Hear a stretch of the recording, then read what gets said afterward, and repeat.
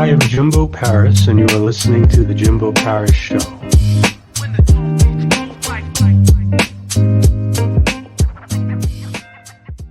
All right. How's it going, everyone? Welcome back to the show. Today we have Lisa Heacock. She is a certified and accredited grief coach. She is an action coach. She has her own podcast. She's an author. She's a keynote speaker. She has a lot of things going on for her. And I definitely want to learn more about her. So yeah, let's bring her up. How are you? I'm good. Thanks for having me. Yeah, so just to get started, can you tell me a bit about yourself, who you are, what you're about, what your message is? So my name's Lisa. I actually am from Seattle, but I live in England. I've been here for about 18 years now. I've got two amazing adult daughters, and between 2018 and 2019, I lost 12 loved ones through death. And so my message and the trajectory of my life all changed during that time.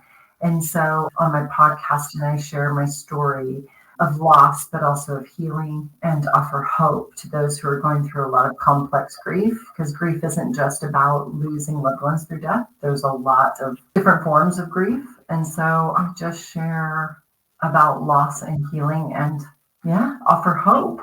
So why did you move from Seattle to the UK? I'm just curious. Yeah. So in 2005, so my husband at the time, he's American, and our daughters were 10 and 11, and he was getting his PhD at the University of Chester, which is up north in England. And we were meant to stay here for 3 years. And 18 years later, we're all still here.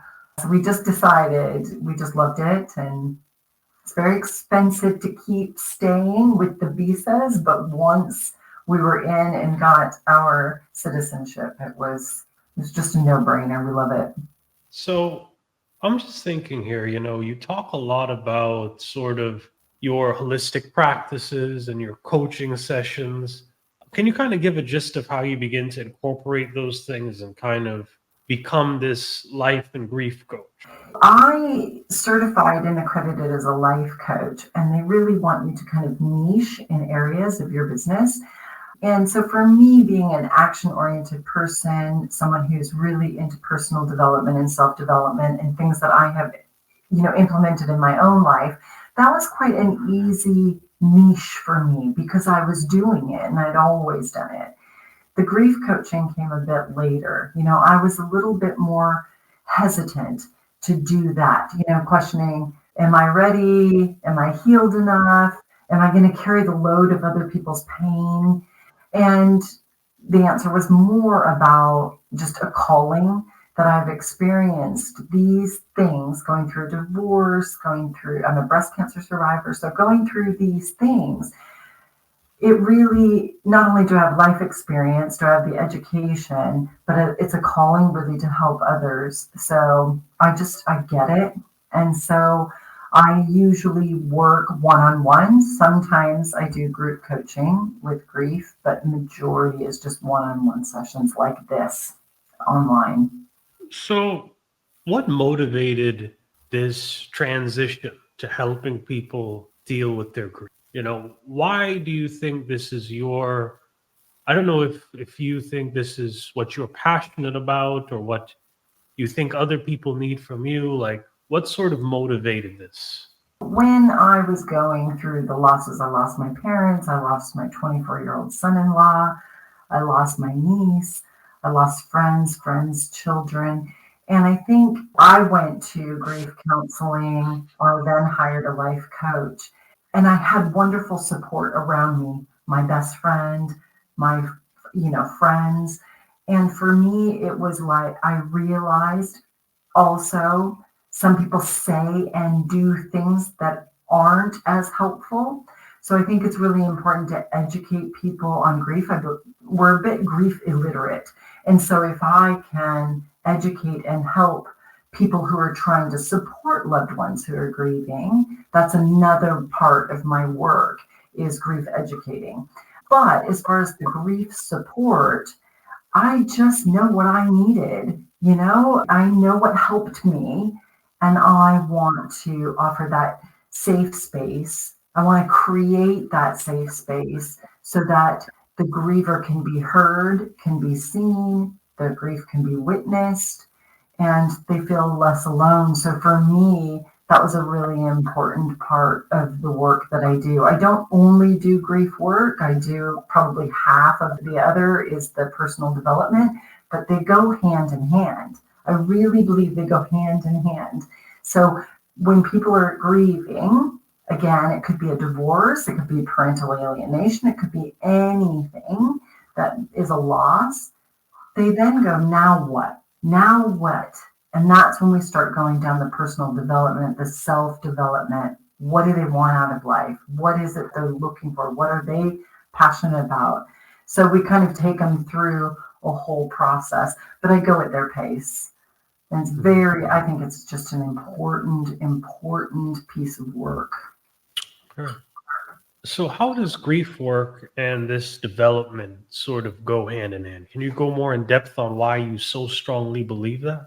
Again, it depends. There's different types of grief. So you have the acute grief, that moment, let's say if someone passes away, most people are not ready to be into their personal development. So it is not for that individual who is in that acute, painful grief. Normally, it's down the road. So I see clients that are, it could be 9 years, it could be 2 years, it could be a while down the road when they're starting to look at their life and think, I need to work through the pain. You never get over it, but I need to talk through it. I need to process that in a healthy way. But then we link it to life is short, life is fragile. What do you want out of life? Who are you? What makes you tick? What are your values? And what goals and passion do you have? What kind of purpose in your life do you want? So we work through that. People who go through a divorce, that's a big one. Who am I without this person? Everything has changed. So we need to look at what do they value? What are their core values? What is their vision for their life? How do we kick out these roadblocks of, let's say, limiting beliefs? Things that we tell ourselves that aren't true, but it's holding us back. It's keeping us small. So we work a lot on those type of mindset, mindfulness, all of those areas as well. So again, it's a bit different. If it's acute grief, I don't start talking about like, what do you want to do for the rest of your life kind of conversation. It's completely different. That is really just holding space for somebody who is really struggling with their grief. But again, it could be a loss of a job. Maybe they moved countries and they lost their community, they lost their religion, so their whole faith and their faith community is gone. There's a lot of then hand in hand, who are they and what do they want? And what I try to help people do is to create a life of passion and purpose around their pain and take it with them. But it doesn't stop. They need to keep moving forward. So I just give them incremental steps and actions to get them from here, where they are now, to where they want to go. I think that is crucial, and it just moves them forward. And I'm just curious too, why are you known as the action coach? Where did that come from exactly? It came from most of my clients. So I was hearing that word a lot, inspiration and action. But for me personally, I have always been the type of person who, when something wasn't quite right, I would look around and figure out what I needed to do differently or take action to make a change. And sometimes that was immediately, and sometimes it took me years to do it. But I've always been one to take action, sell everything we own and move across the world to a different country where we've never been. We don't know anybody. I don't have a job. I don't recommend it. But that is just an example of action that I take. So what I do is I help others do the same, because I believe that when we're stuck or feeling lost or feeling confused and need clarity, it is a screaming sign that says you need to take action, whatever that looks like. It could be something smaller, it could be something massive action. It is a sign that you need to do something. Otherwise, that is why we feel stuck. So I give my clients real actionable things that they can take with them, tangible things that they can take with them at the end of our sessions that they can work through until I see them again.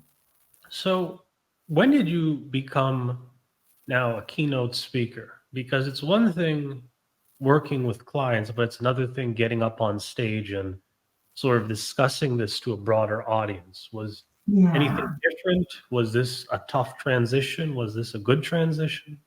Back in the States, I was a director of a program and I would travel around America and speak, or I would be on stage, and I realized how much I loved it and how passionate I was about public speaking. Whereas I know some people would rather, you know, die than get up on stage and speak. But for me, it's something that I really am passionate about and I enjoy.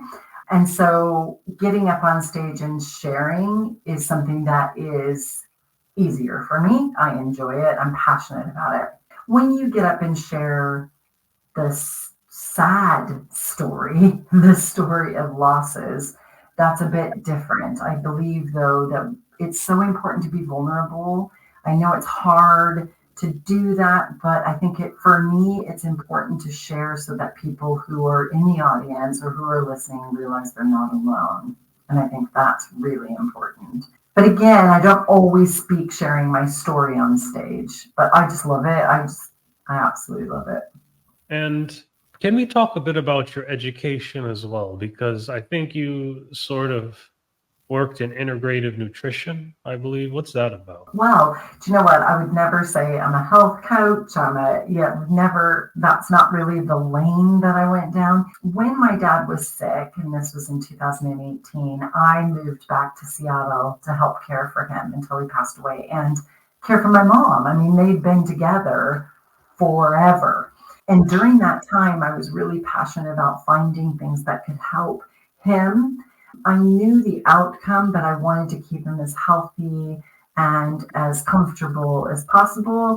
And I found this course that was online, so it was perfect. So I was doing that integrative nutrition course. It talks a lot about gut health and brain health. And I mean, it was wonderful year-long course, but it's not something that I really teach. It's just what I did really, I think, at the time for my dad. So that was that part of it. And then when I became a life coach here in the UK, I took a course, became certified as a life coach. For me, it was really important to become accredited. You don't have to be accredited, but I put in the hours and it was very important for me to do so. I became accredited and then I also certified as a grief educator again, because I felt like that was really important to be able to understand what it means to educate people on grief. And so I just wanted a little bit, more tools in the tool belt. I'm sure you can appreciate that as well.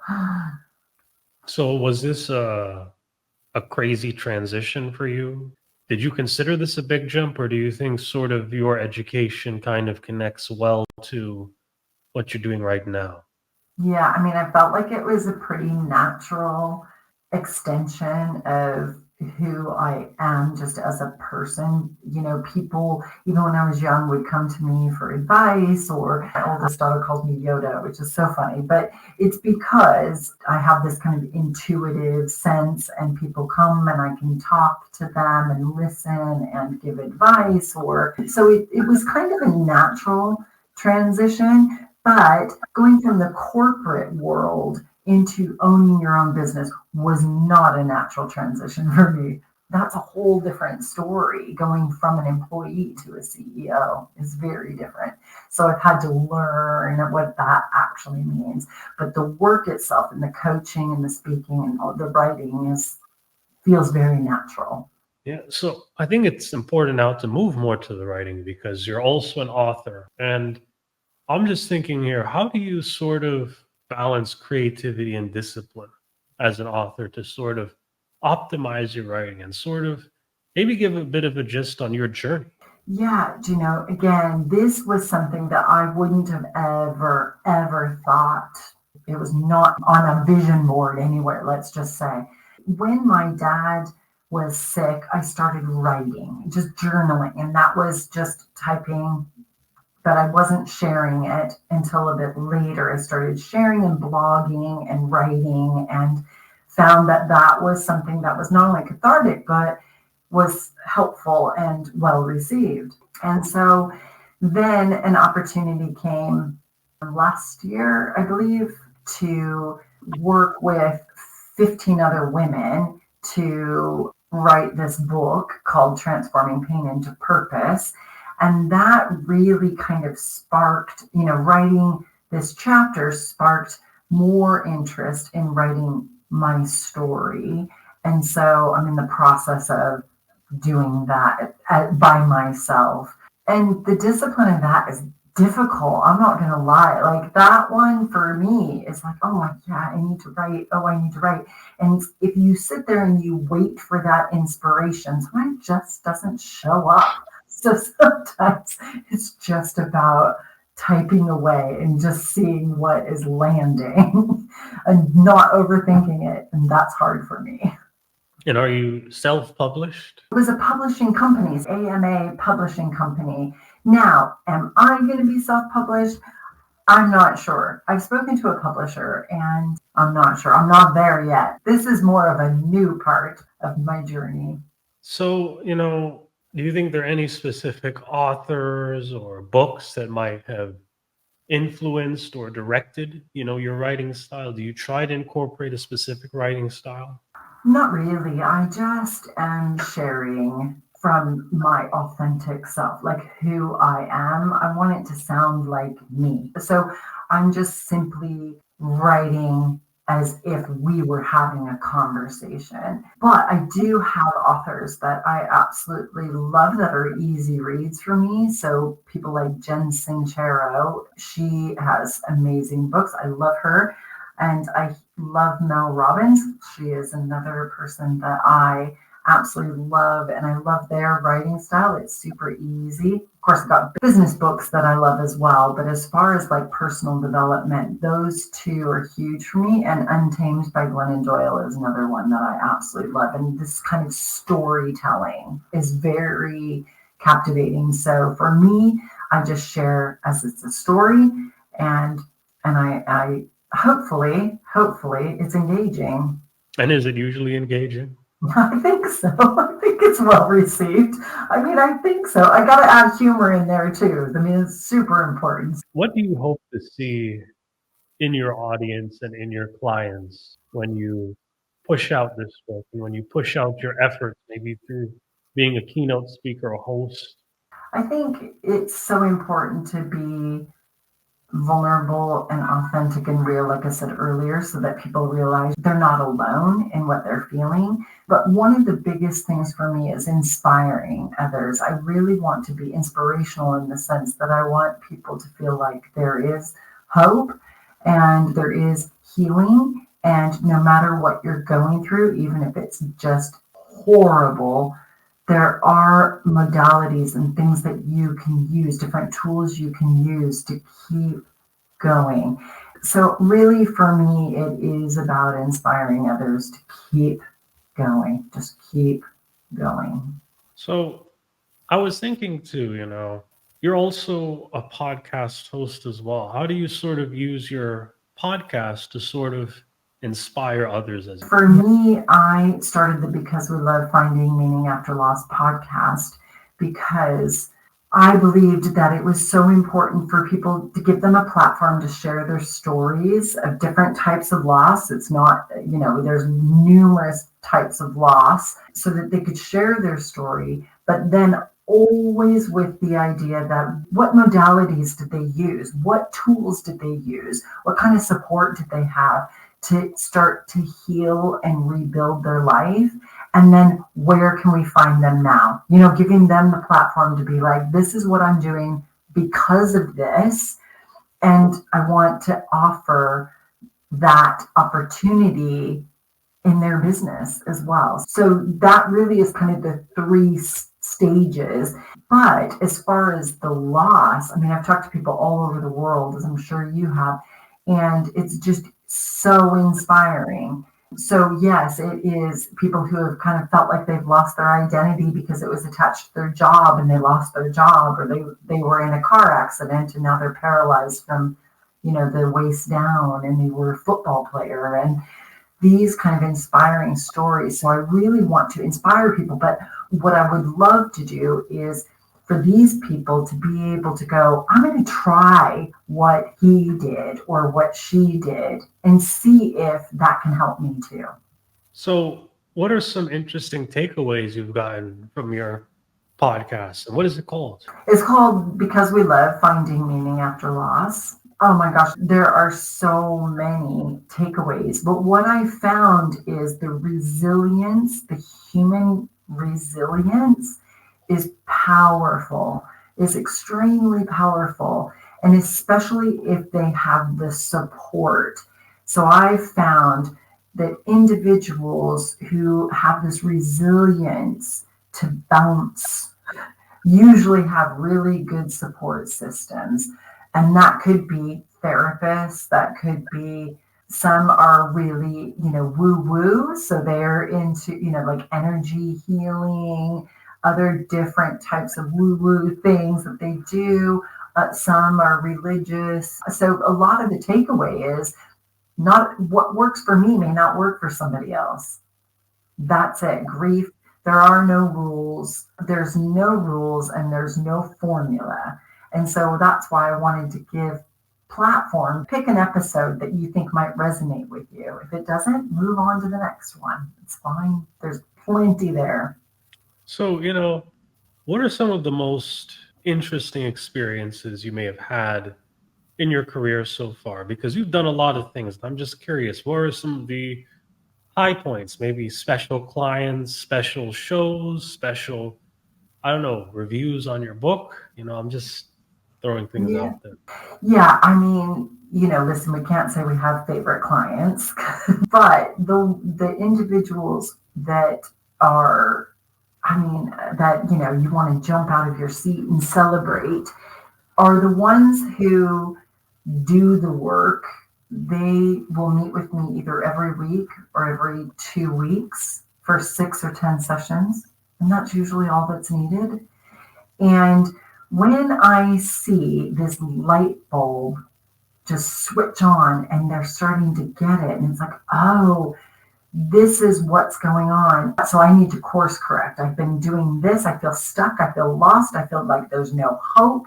And these are not necessarily people in the grief work. And then when they start to put these boundaries in place, they start changing the way they speak to themselves, and they start putting goals together and they start blasting through it. It's extremely powerful. So for me, it's when those individuals who are doing the hard work, they're doing the grafting, and then they're making significant changes. They've been procrastinating on something, and then they started that course that they have been avoiding for years. Anything like that is extremely powerful. When I am on a podcast, I have a podcast guest. I think some of the most amazing ones are the stories of absolute. The one I was speaking about is he was a collegiate football player, and he was going places, and so incredibly inspirational. And then when he was, I think it was his first year in college, he and a friend were in a car accident. A woman was texting. He was in a car accident and he broke his neck, and then he's paralyzed. And the fact that he jumps out of planes. He swims with sharks and dolphins. Like, he's living his life to the fullest. And to hear him talk about his gratitude and stuff is just like, really? How do you do that? That to me is so powerful. Excellent. This has been an amazing interview. Are there any sort of closing words that you would like to sort of throw out to the audience so that they could come home with something? like I said earlier, if people are feeling stuck in a career, a job they hate, they're, in a relationship that they're not happy in, they're feeling stuck in life, it really is a siren that just says you just need to take action. You need to do something. So that action could be go to therapy. That action could be hire a coach. That action could be read some books, listen to some podcasts, talk to friends. It doesn't matter what that action is. It just means you need to do something because what you're doing right now isn't working. And as far as the griever, there is hope. There is absolutely hope and healing.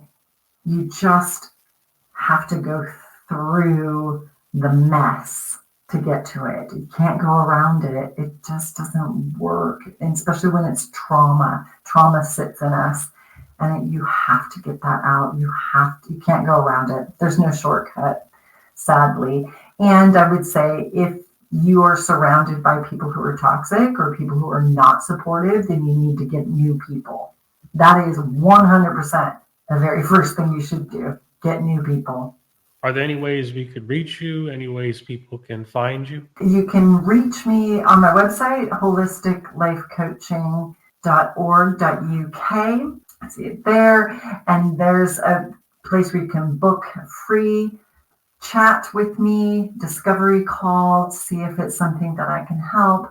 I have Instagram as well. And so that's at holistic_coach_Lisa. And I also have a Facebook page as well, Holistic Life Coaching with Lisa Marie. And so that is the best ways to reach me. I can be found on the website by any of those means. Well, thank you for being on the show, Lisa. This has been an excellent and informative interview. And thank you all for watching. I'll see you all next time. I'm currently working on a passion project that I'm really excited about, but I need your help to bring it to life. We will be launching soon our very own Jimbo Paris Academy, and this is going to be about aspiring creators and creating concepts. Thank you for your support. I'm sharing free bonus content to supporters, so let's make some amazing content together. Our affiliate partner, LifeWork Systems, focused on helping create a better collegial environment, looking at the mental health of business workers, business employees, and overall bringing the business up.